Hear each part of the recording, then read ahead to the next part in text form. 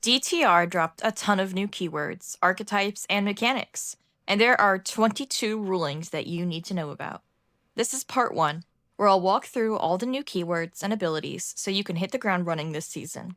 And make sure you stick around for part 2, where we'll dive into card-specific rulings and clarifications you won't want to miss. Let's start with the first new set of keywords: Aetherwings, Aethercharge, and Aethercalling. These are the new weapons, spells, and abilities being introduced to the Ranger class this set, with Diana leading the charge. Ruling 1. Aetherwings are weapons similar to bows and guns. They must be loaded to be used for attacks and can't be used in conjunction with attack cards. What this means: you can't fire an Aetherwing weapon unless it's loaded with at least one Aethercharge spell. Unlike swords and daggers, Aetherwing weapons can't be used alongside attack action cards. For example, with a sword, you could play Heavy Swing, rest your champion, and add the weapon's power stat to the attack stat. That all counts as one attack. With Aetherwings, you don't get that synergy. Your Diana can't Heavy Swing with her Magic Girl staff. Ruling number 2. Rather than loading projectile items, Aethercharge spells have a power stat. These spells can be loaded in an Aetherwing weapon as they resolve. The loaded cards will be placed into the attacker's intent during attacks. What this means: Aethercharge spells play like normal spells, but as they resolve, you can load them into an Aetherwing weapon.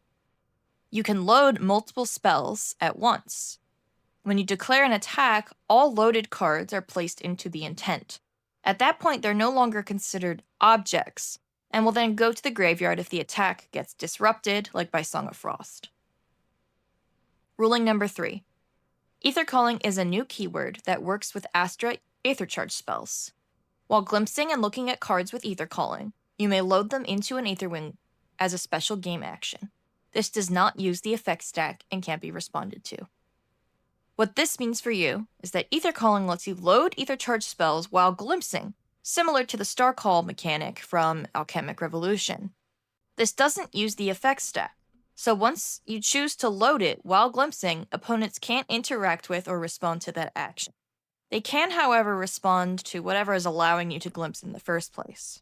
Moving on, DTR also introduces the Specter archetype, with 2 new keywords, Ephemerate and Ephemeral.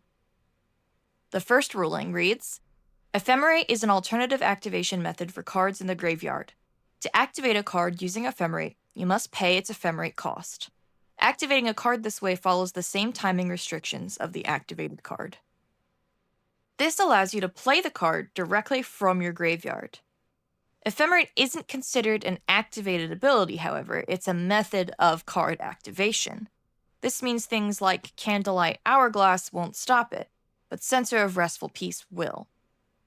This also follows the same timing restrictions, so if it's only able to be played at slow speed, you can only play it at slow speed from your graveyard, and if it's played by fast speed, you can also play it at fast speed from your graveyard.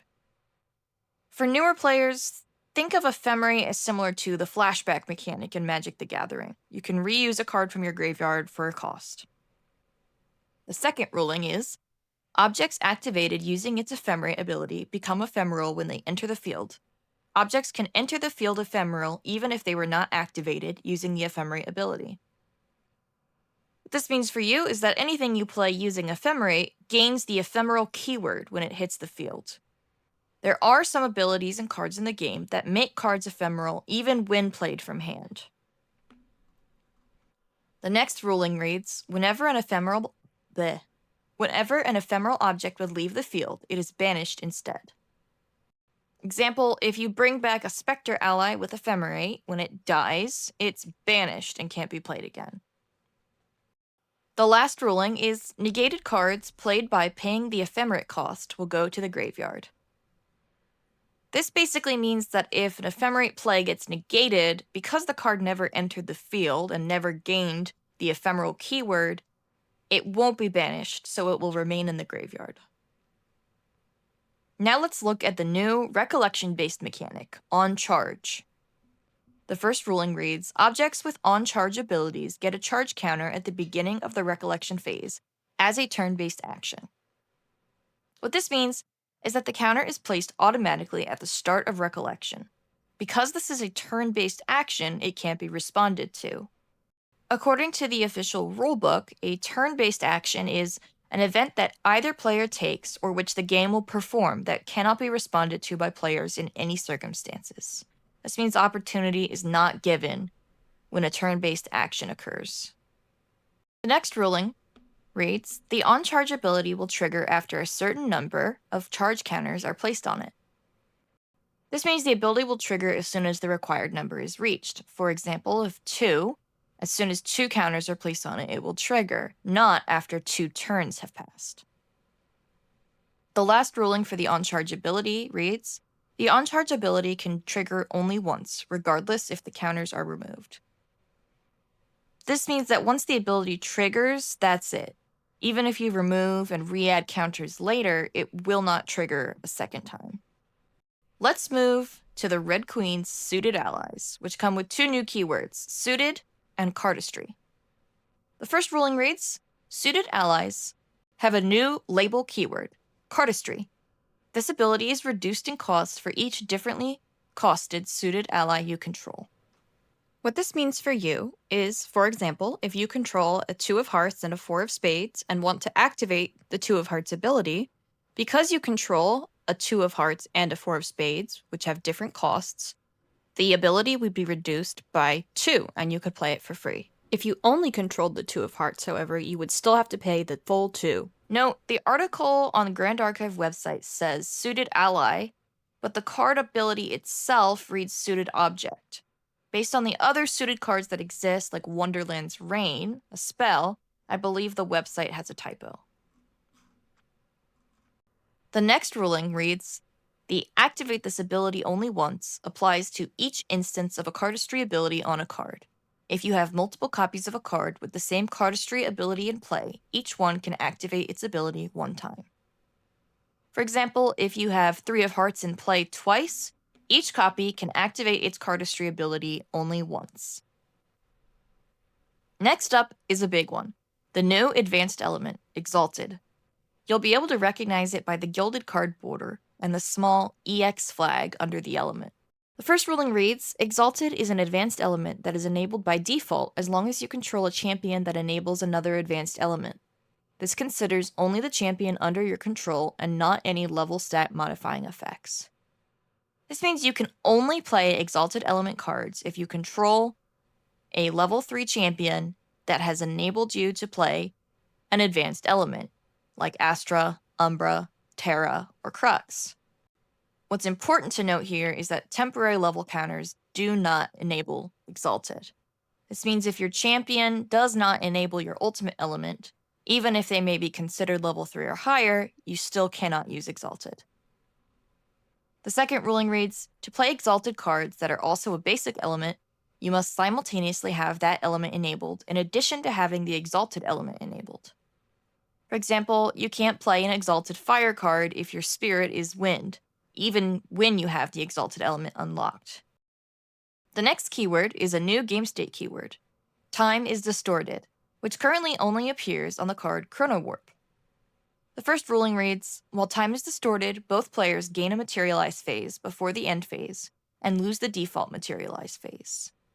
This means when Chrono Warp resolves, you would materialize after your main phase, giving the player who has activated Chrono Warp 2 materializations in one turn. Your opponent, on the other hand, won't get their usual materialization at the start of their next turn. They instead have to wait until the end of their turn. The second ruling reads, if a player resolves Chrono Warp a second time, because time is distorted already, nothing happens. Essentially, this means playing another Chrono Warp won't undo the first one. Time is distorted is a permanent effect for the rest of the game. The next keyword relates specifically to the new champion, Ciel, and his mastery, Servile Possessions. This is finally the second mastery in the game, the first one being Kongming's Shifting Winds.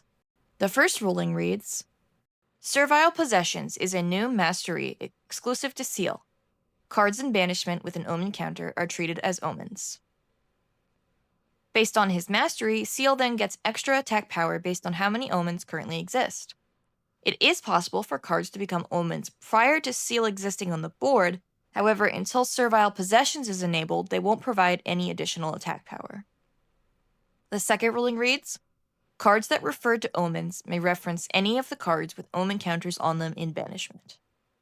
This clarifies that if card text references an omen or any omen, it can reference any of the cards that are currently banished as omens and not any one specific omen. And that's it for part 1 of the DTR Ruling Notes. We covered a lot of ground with all the new keywords, archetypes, and mechanics, but we're just getting started. In part 2, I'll be breaking down specific card interactions, rulings that change how you'll play certain decks, and a few surprising clarifications you won't want to miss. If you found this helpful, please hit like and subscribe so you don't miss the next video. And in the comments, let me know, which of these new keywords has you the most excited? And have you started brewing any wild new decks yet? Thanks so much for watching Fatebound Threads, and I'll see you in part 2.